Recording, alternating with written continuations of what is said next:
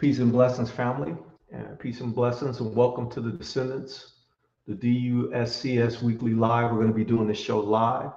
And just to state out to the earth that we are the descendants of United States chattel slavery, aka FBA, aka ADOS. It's all the same people.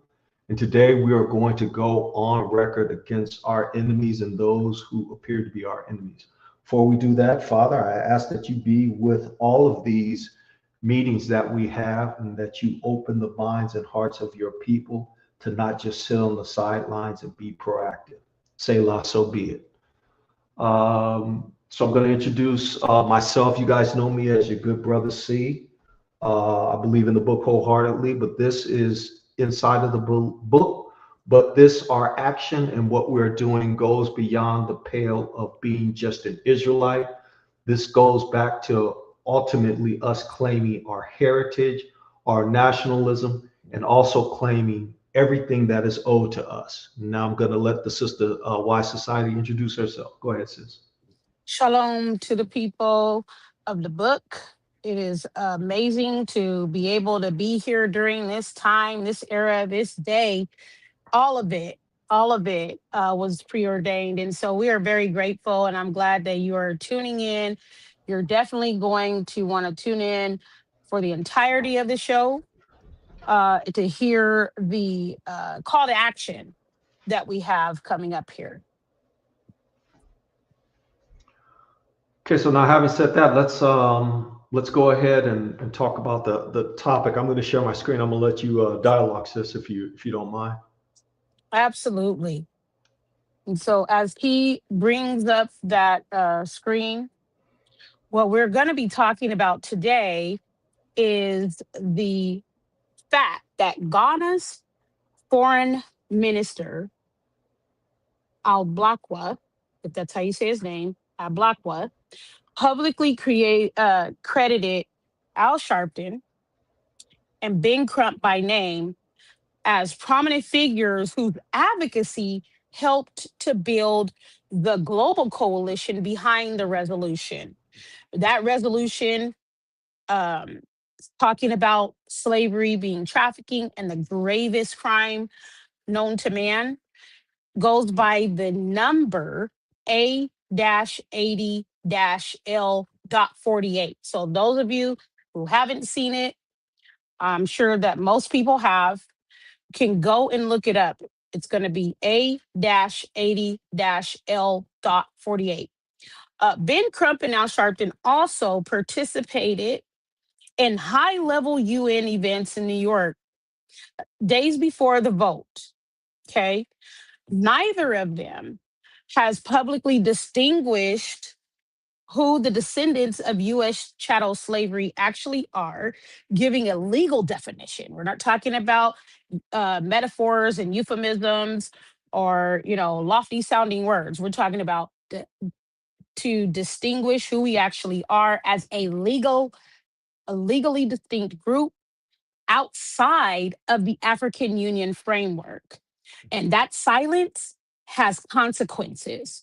Maybe not to them, but it does to us. And so this is why it's very important that you stay tuned in to hear what our call of action is going to be. Now, this is not a personal attack because we don't have to personally attack anyone. We just tell the truth and talk about what is. This, what we're talking about today, is a structural argument about our legal standing and representation, not only at the UN, but before the entire world, right? Going back to what our brother C said about identity and declaring who we are. So by minute 45, and that's where we're aiming for, you will understand the danger and know what we already filed, and you will know exactly what to do before August 15th. So we're not here to cancel anyone. We're here to protect our legal standing. And that requires us to be very specific about what was endorsed and what wasn't. So right now we're going to go into a clip and then we'll be right back with you for commentary on it.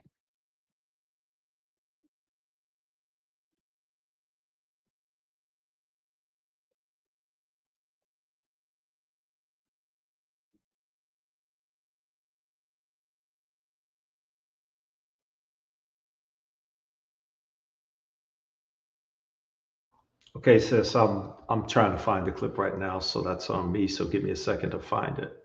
So as I It's find okay. let's see here. So it happens when you jiggle wires against yourself, right? It's all good. Okay. I think I found it. Okay, so I'm going to throw the video up right now.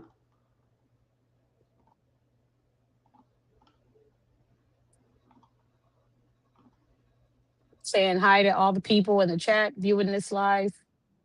Shalom to the family in the chat. You guys give a like. You guys know what to do. And if you're not saved, you know what you need to do on that as well.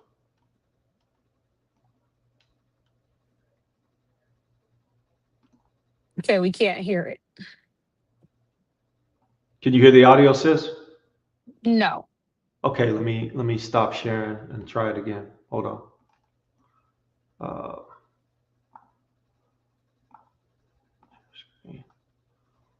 Also share audio.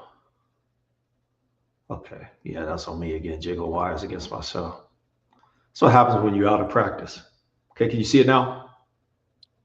Yep, can see it. But global economic first point is Just that can't hear we it. are at a pivotal moment where You cannot hear it?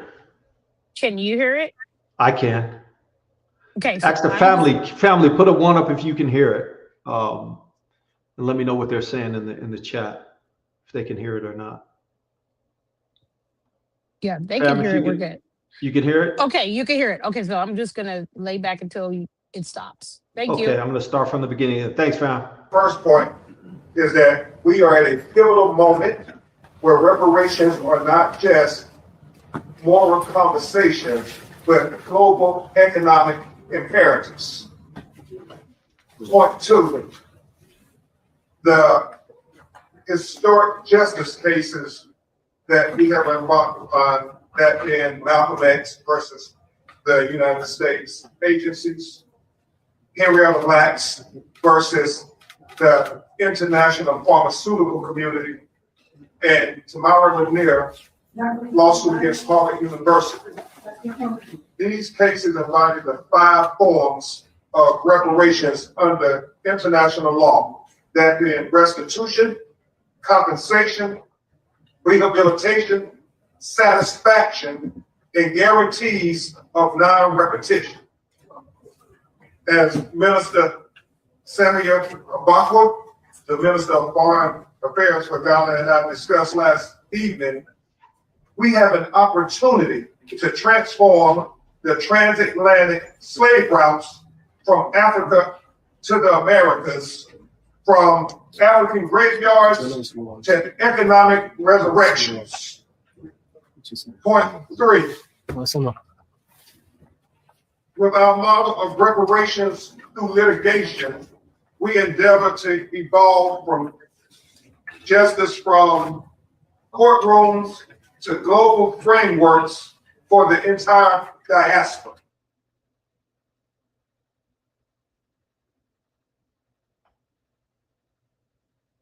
Justice still delayed is not simply justice being denied, but it is justice being actively resisted by present day actors. And just as these present day actors are unapologetic in their white supremacist beliefs, sisters and brothers, we must be unapologetic defenders of Black life, Black liberty, and Black humanity. And so I now have the pleasure of bringing on the mentor of Black America's Attorney General, the founder of this, Reverend Al Sharpton, who is for 4 decades a central figure in the U.S. struggle for racial justice from the streets to the Senate, a civil rights leader, founder of the National Action Network, and of course, host of MSNBC's Politics Nation. Please take the floor. Thank you very much. Let me start by saying that I'm going to be very personal in the sense that I came to the UN 30 some odd years ago with a great African leader. I was part of the delegation with Nelson Mandela when he addressed the General Assembly about sanctions in South Africa. I come many times since then, and I'm here today because I believe another great African leader, President Muhammad, is raising. is raising an issue that is very important and personal to us. As Attorney Crump has said, we have fought on many cases, and I'm doing a eulogy tomorrow, day after tomorrow, of a young man killed in Hartford, Connecticut. But all of these are just examples of a systemic problem that has not been dealt with. We can keep running from incident to incident, but if we do not deal with the underlying systematic problem, and that is that there are those that feel they have the right and the supremacy over other humans, and they will never be held accountable for it and never pay for it. This resolution is an attendance sheet on what nations stand for what. This is not a new call. I come out of the Martin Luther King School of Thought, but Malcolm X said we may have to go to the UN. One of his main disciples, Dr. James Smalls, is with us. Queen Mother Moore said this. Queen Mother Blakely's here. Sister, I don't come with others that have not. Sister Salam. These are people that have been in the streets for decades. And State Senator Saunders, all of us, but many of them preceding me. The question is not what the people feel. The people have stated their feelings and will continue to and must galvanize. The question is, what do nations stand for? When I hear nations saying they're going to abstain from a vote, how do you abstain from being a racist and a bigot? How do you abstain from paying your debt to people that you worked for centuries and never paid? How do you abstain from the guilt and the blood that's on your hands while you deposit money in banks that your forefathers didn't earn and our forefathers worked and never got paid? When Alexander Sharpton died, his widow, Anna Thurman, sold her slaves to Florida, who was your great-grandfather. That's only 3 generations from me. We talk about this stuff like this is some bygone generation. My mother had to sit in the back of the bus and couldn't help me with homework when she came to Brooklyn, New York, had me. I never sat in the back of a bus, but I was raised by them that never got paid for what was done. We are sitting in the United Nations, but it is in the United States where they're right now deciding whether they will continue to allow us to vote properly. They're going to vote on whether or not we are going to have our right to voting, our right to redress. And if the United Nations sends a resounding message on President's resolution that we don't care about the debt owed, you are signaling those that are trying to trump the world that you can do whatever you want to do to us. So my challenge is, and the experts have given the great background and the preceding speakers have given the facts, but my appeal is that you will not define our humanity. You will define where you stand for humanity. When you vote for your nation, history will record that after the genocide perpetrated on people, after the worst form of abuse that we've seen in terms of the slave trade that is in this resolution, that if your nation would authorize you to either vote no or have laryngitis and act like you can't speak up at all, then you are co-signing this brutal form of slavery. There will be nobody that will duck being called on the carpet tomorrow. Either you stand for justice or you sit with the unrighteous. Either you stand for justice or you are part of the problem. Either you stand for those that want to be free or you're just as bad as the slave masters that held us bondage. Thank you.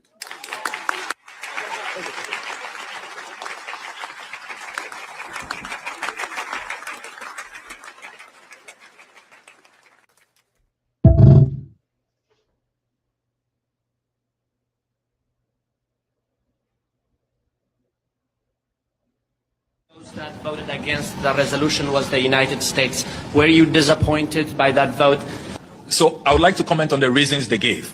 They sought to create the impression that the time for negotiations have been short. The president of Ghana served notice last year in September. Immediately thereafter, we put together a broad-based coalition, including experts, academics, researchers, historians from all regions of the world. And we commenced negotiations. We allocated 3 hours, twice the time, and had multiple rounds of negotiations. So there are some that to us, it is clear that even if we gave them 50 years, they would say that the time is not enough. Secondly, the claim they have made that we are seeking to create a hierarchy of crimes. We have stated clearly that it is not about hierarchy. We are only speaking to a historical fact. Never in the history of mankind have we had such a systemic crime. We took over 3 centuries, more than 300 years, with its consequences still lingering onto this day.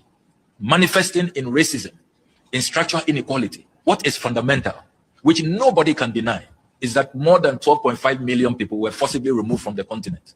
More than 3 million people died, were tossed into the transatlantic ocean, which is a mass grave site. And in our country, Ghana, the country with the highest number of slave forts and castles, we are living witnesses on a daily basis. When we go into those castles and forts and we see the door of no return, we break down.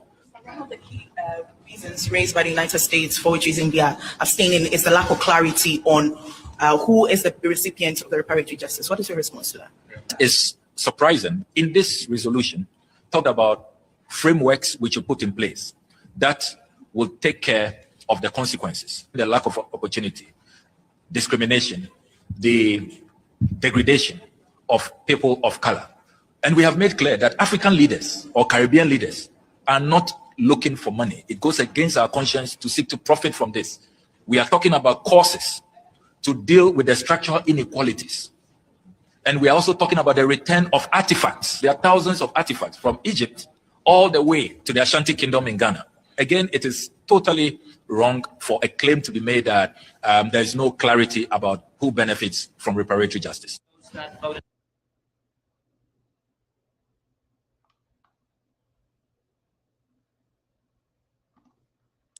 All right. And so what you just watched was the Minister of a Foreign Government, African Union, in the photos and in the video, the UN, giving credit to two Black American leaders for helping to build the framework that will determine how reparations flow.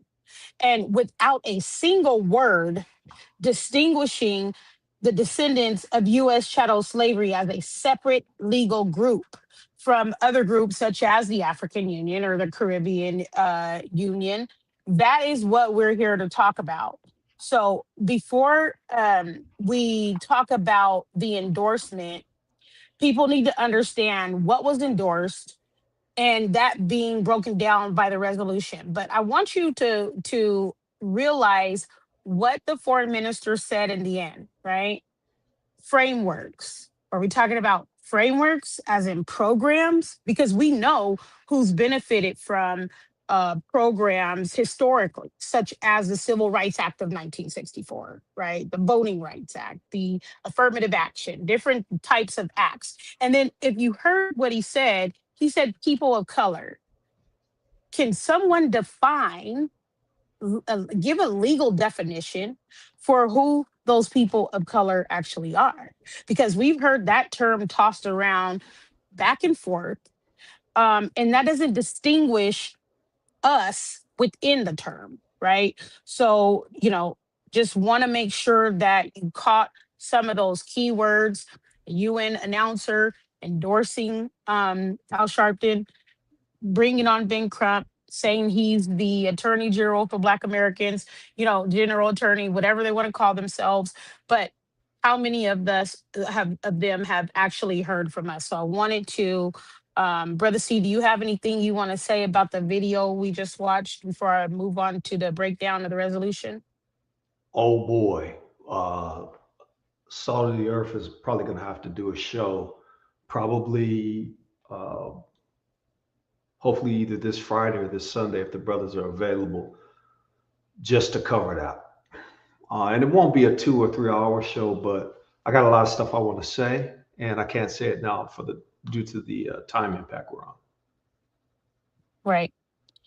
So if you could bring up the website, just so we'll have that in the background as I talk about the resolution, that would be great.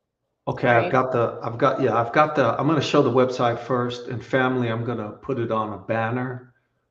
If you guys could go to the website, because this is not just something philosophical or anecdotal that we're talking about. There's a call to action on everyone's life who claim to be ADOS, who claim to be FBA, who claim to be a descendant of United States chattel slavery. If you claim to be an Israelite, Muslim, agnostic, atheist, it doesn't matter.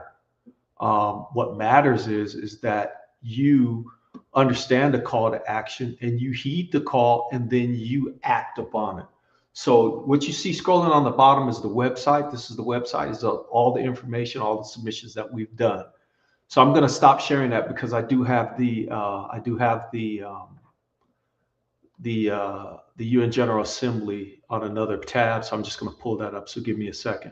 So fam, this is a call to action for you to get involved, not just stand on the sidelines. It's for all of us to be involved. It's for me to be involved. So if you haven't done a submission, make sure that we all are in the process of doing that. So there's the, let me know if you can see it on the screen. Yep, I can see it. And okay, so great. I'm here you have, go ahead, sis. Here you have the actual resolution, which is now law, international law. And like I said, if you wanted to find it, you can look it up under A-80-L.48. All laws are, created with number systems so that they can be codified, which means that they are systemically written, organized, and monitored in a certain way, in a system of laws. So this is the resolution the UN voted for, but the US voted against, right? And what does it actually say? So the part of the resolution that we do absolutely support is that it declares that the transatlantic slave trade was the gravest crime against humanity and calls for reparatory justice.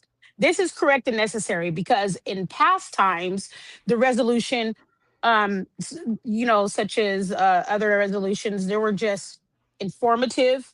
They didn't have the crime aspect of it.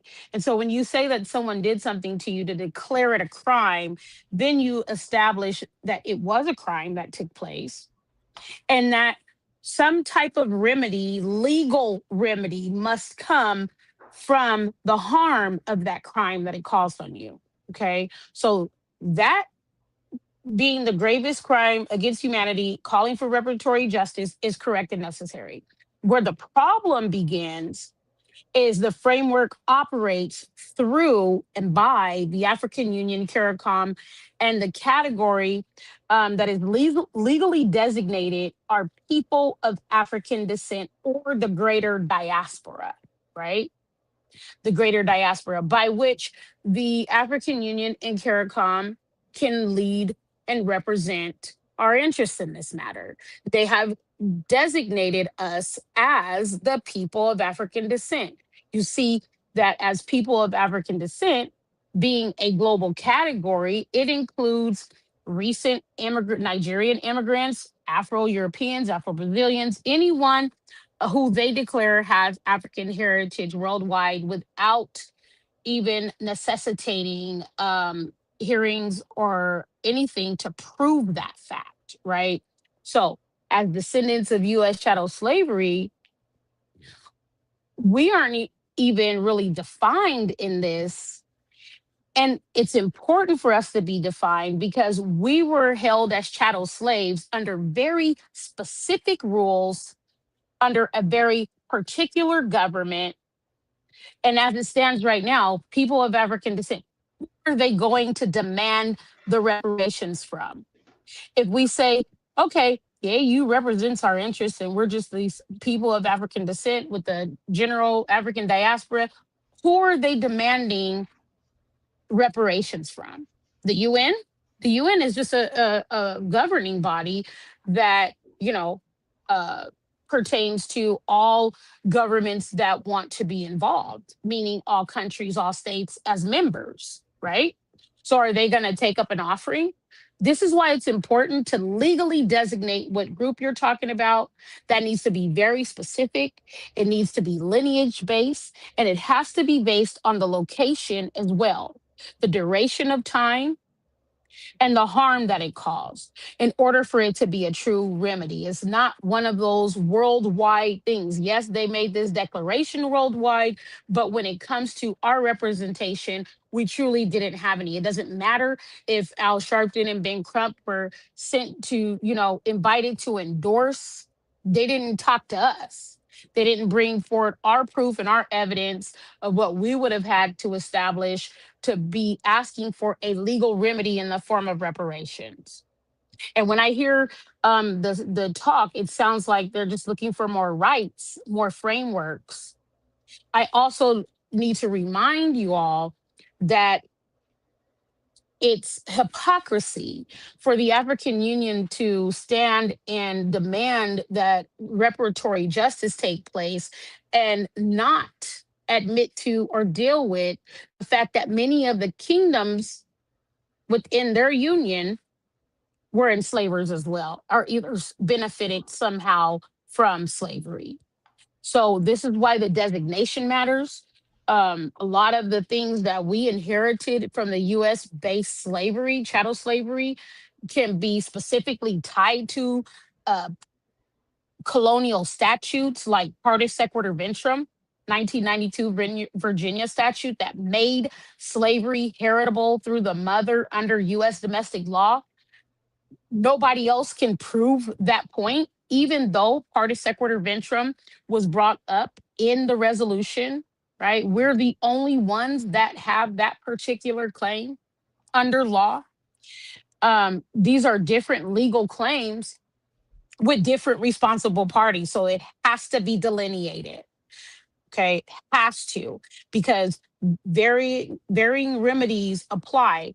If you were a lineage based slavery on an island that wasn't a part of the U.S. law that codified Partis Sequitur Ventrum, meaning that the child's slave status was inheritable by the mother because that which followed the womb, then who is responsible for you as an islander being enslaved? The duration counts, the laws that were in effect counts, because that goes to how you can request or demand a remedy. The African Union negotiates for African citizens within its borders. Legally, it cannot negotiate for descendants of U.S. chattel slavery and claim them as the African diaspora or people of African descent generally. The descendants of U.S. chattel slavery are U.S. citizens. The AU has no legal standing to settle our specific claim against the U.S. government, and especially with the U.S.'s outright rejection, no vote on the law itself. Even though it's still passed, we know that those U.S. Specific remedies have to be fought for by people that suffered under the U.S. laws. And as of right now, in the U.S., there is no legal pathway to a legal remedy for the harm that was caused to us lineage based. Okay. So we're not asking to be, divisive or separated from people that actually who, belong in, who are our people. We're not saying all of them are, but there may be some people in other scattered abroad that are, right? However, they have to file for their own claim. We're insisting that our specific legal claim not be diluted by being folded into a category that was never subject to U.S. chattel slavery laws. Brother C, you want to say anything about that? Yeah, I do want to make a comment on what that African dude said. I'm not supposed to respect him or respond to his seat or where he stands or what he means to that African nation. But for him to say that we don't want money is ridiculous. Right. He doesn't represent us. So if this framework says, okay, you're not going to get any money or any gold, any silver, platinum, radium, rhodium, and land, then what is the point? What are you doing? And that's why I said, to me, it sounds like more voting rights, civil rights, frameworks, equal programs. To hell with all of Everybody that. gets Sorry the for stepping on your benefit toes. from. To hell with No, all of that. I To hear hell you. with all of that. Mhm. To hell with all of that. What he talking about, what Sharpton talking about, and what that mumble mouth Crump talking about. Matter of fact, I'm gonna say this. I said it in private. I'm gonna say it publicly. Crump shouldn't be a public speaker because he's horrible. Anyway, let's keep going. Terrible speaker. Well, I mean, this is what we're about to, talk about, right? Like, the documented record shows that Sharpton and Crump endorsed the resolution. Were invited to do so and willfully did so. And what they didn't say was about the descendants of U.S. chattel slavery in particular's legal standing, which I'm shocked because Ben Crump is an attorney. He knows that you have to have legal standing. He talked about the 5 pillars of, reparations that were included inside of the, law that passed, but didn't specifically say that descendants of U.S. chattel slavery have a particular legal standing in a particular claim. Okay. And that would have been able to establish us having, quote unquote, our day in court. Right. And so I see the comment here. Yes, I believe that's true, because you can tell by the actions and the words what's said and what wasn't said. So if what I'm saying is that the record shows they participated and received public credit for advancing a framework without publicly distinguishing who we are as a separate legal group. They were physically at the UN event before the vote took place. The Ghana's foreign minister named both of them. You heard the people on the UN floor clapping for them and naming them. And at the level of international advocacy, what you don't say is as consequential as what you do say. So the whole world is involved in this, what was not said. Okay. The record shows that, they were involved in the negotiations by name. They did not declare anything with particular about us being legally distinct with a particular claims against the US. And the absence of those statements matters when it comes to legal remedies and claims. If a lawyer that goes around America fighting the good fight, as they will say, and I'm just paraphrasing it, didn't recognize that we have to legally define who is the beneficiary, figure out the legal standing, differentiate where that legal standing is taking place, whether it be against the US, whether it be against Britain, whether it be against, whatever member states of the UN, then it's just a lot of fluff. It's just a lot of fluff. And I don't want our people to get caught up in the good feeling of something being declared, right? We can't get caught up in the fact that, oh, now they're admitting that they did wrong. I see a lot of people reposting this as a celebratory moment, but you're about to get jacked. That's the way I'm going to say it. Because you're not even legally distinguished within that framework that they created. And we don't even know what other negotiations were happening behind closed doors. We weren't privy to those negotiations. We weren't privy to the discussions that happened with the invites.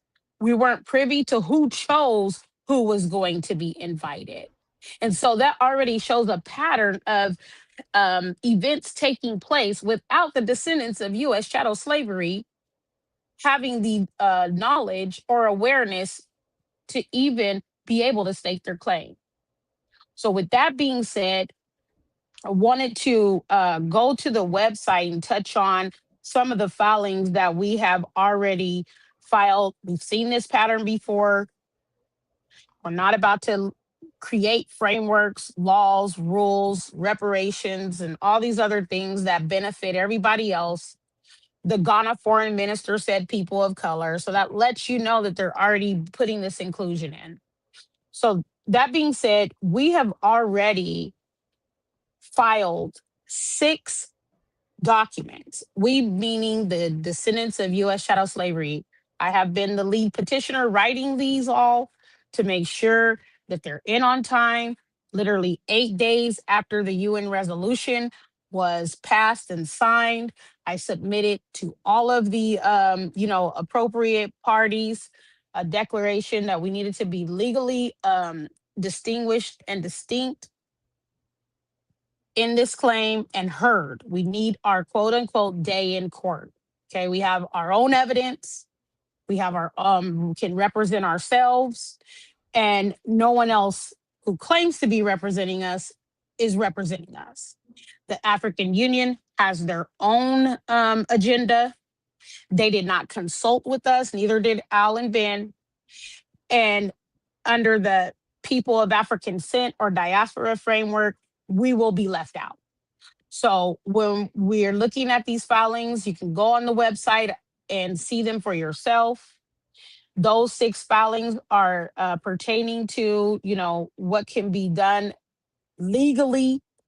We sent one to the UN Human Rights Committee. We sent one to the UN Special Rapporteur on contemporary forms of racism. We sent one to the UN General Assembly, the hearing that you just saw where they took the vote, where the numbers were counted up. We even sent one to the South Africa Minister Lamola at Durko, okay, letting them know that the AU does not represent the interests of the descendants of U.S. chattel slavery. We sent one to the Inter-American Committee on Human Rights, declaring that, who we are and that we have a legally distinct claim as the descendants of U.S. chattel slavery. So 6 filings in 5 different forums and none through the African Union. We got to declare that. We need to make that very clear. They are not representing our interests. All naming the descendants of U.S. chattel slavery specifically, all timestamped. I have receipts and all on the permanent international record. And if you could guess how many responses we've gotten back, and you probably guessed 0, then you're right. Okay, so just know that they have been informed. We filed them the way that you're supposed to legally submit documents. And so now we're going to go into the call of action, right?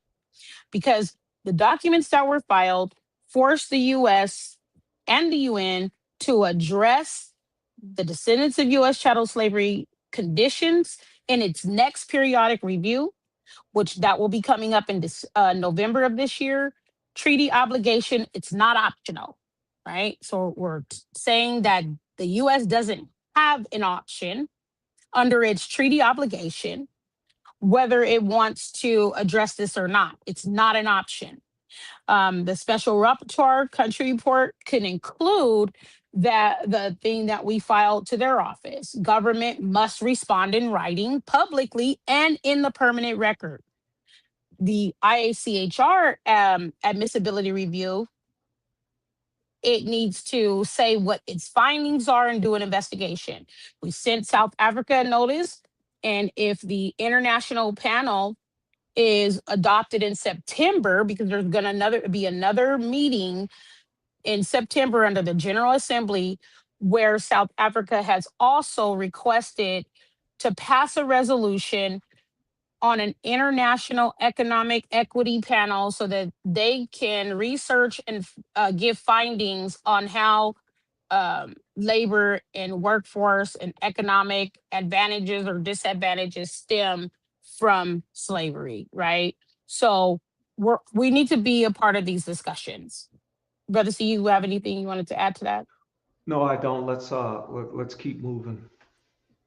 All right. So I'm talking directly to each of you. If you are considering yourself a U.S. descendant of chattel slavery, whether that be FBA, ADOS, or whatever you call yourself, you need to submit your claim. On that website, we have given a template. You can either use that and send it to the emails on it, or you can create your own, right? You heard Al Sharpton giving his story about what happened when he was a child and how he, his lineage-based slavery, but that represents his interests. You have to represent your own interests, right? One thing that I can do is file the documents to legally submit this information so that it can be a matter of public record. But what you have to do is submit your own claim, your own personal testimony. And that's what you'll see right here. Your submission is not symbolic, it's legal evidence. So just know that. What happens is it strengthens all of the other pending complaints that we filed and make sure that these things are on the record, right?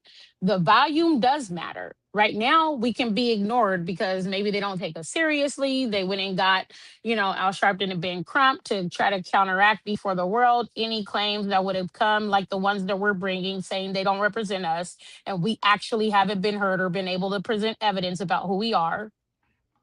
Right now, they have the bigger microphone. But the more that people are submitting, the more that it cannot be ignored or denied. And so with that being said, I need everybody to go to the website, look at the form, put your personal testimony. Don't procrastinate because we need as many submissions to get on the record before, I would say August 15th, so that it would force the UN to acknowledge what we are saying and give us our right to be heard prior to their September conference, their September General Assembly meeting. And with that being said, I'm going to just go ahead and stop talking, and you can say whatever you want, Brother C. We promised to get the people in and out within 45 minutes. Yeah, so as I said, thank you, sis. Appreciate all of the effort that you've done. Did you want to talk about that other nuclear bomb that you got in the salvo ready to launch from the sub, or do you want to hold off on that? We gonna hold off on that. We got to Okay. release some of these things Okay. timed. Yes, ma'am. Yes, ma'am. Yes, ma'am. So listen, fam, those of you who know of other people, other individuals who may not listen to Salt of the Earth Productions, this is a call to action from all of our people, no matter how big your site is, no matter how big your YouTube page is, or any of that.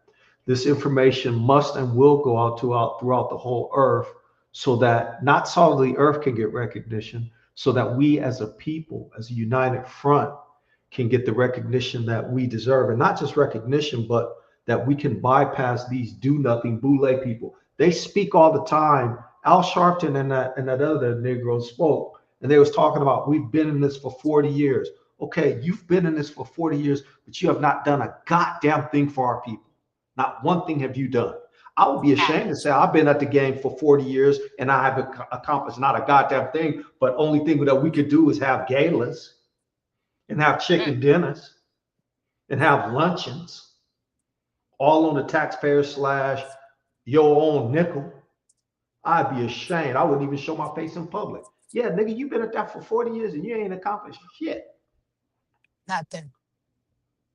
Yeah, see, your brother C on one right now. Yes, he is. No, because this is what they do, right? Celebrate each other and themselves with award ceremonies, yet our children get harassed in schools every day, right? Celebrate each other in award ceremonies and boule events, yet nobody's showing up in court to help people that are wrongfully convicted of crimes, right? Where's the coalition to get them off of the wrongful convictions? Over 300,000 Black women or without a job, and they have nothing to say. Okay, but they know how to show up when they get a UN invite and post that all day long as if it's a celebratory moment. And right now we have to put our best legal minds on, because they're using the code, which has always been what they've done historically, codify, are binding, right?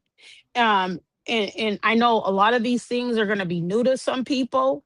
Maybe they never even heard of them. But if you believe that the boule represents you, okay, sit there and do nothing. You'll see how that turns out. For the rest of us, we need to get to the other side. All right, so that's going to end it. So as we normally say, pass this out to all your family members and they need to do submissions as well. Everybody in your household need to do submissions. And we're going to do a follow-up show, sis. I'm going to have the brothers give their commentary on not only this, but on that silly video. And so, okay, Brother C, can I say this real quick? Yep. Let me say this real quick. Sure. This is what it looks like when you are not claiming to represent people, but you're actually giving them the opportunity to speak for themselves. So what we are handing you is power in your hand to speak for yourself. I'm not going to go around legally submitting documents on behalf of descendants of U.S. chattel slavery without the people having the ability to speak for themselves. So this is what it looks like. If you're used to someone else representing you, you're going to continue to get what you've always gotten. It's time to stand up and speak for yourself. And this has been another Salt of the Earth Productions.